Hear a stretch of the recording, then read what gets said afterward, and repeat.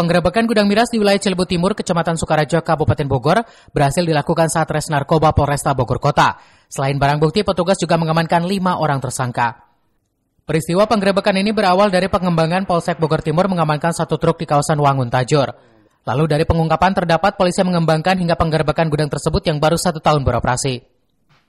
Botol mineral ada yang besar dan kecil, ukurannya kurang lebih 3.000 botol, dan ada alat 3 set untuk pengukur suhu kadar alkohol.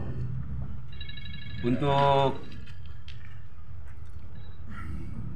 pengakuan dari tersangka, dia sudah berjalan 2 tahun kurang lebih dengan omset 1 hari 6 juta, dengan keuntungan bagi si pelaku ini 20%. Dari penggerebekan ini, Polresta Bogor Kota bekerja sama dengan Polres Bogor mengamankan barang bukti berupa 1.000 tutup botol, 3.000 air mineral, 3 set pengukur suhu kadar alkohol.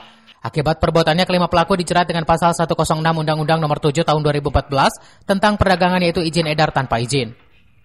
Dari Kota Bogor, Wawan Supriyatna melaporkan.